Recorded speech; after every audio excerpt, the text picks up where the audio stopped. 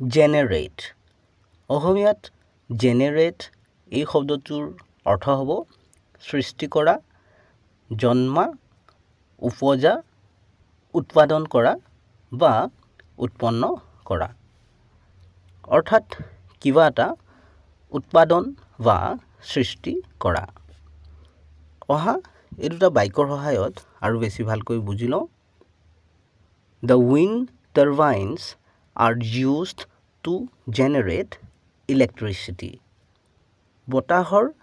টাৰবাইনবোৰৰ বা window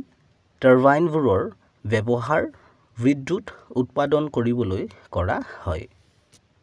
They want to generate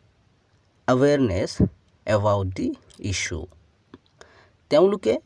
বিষয়টোৰ প্ৰতি সজাগতা সৃষ্টি কৰিব বিচাৰে চেনেলটো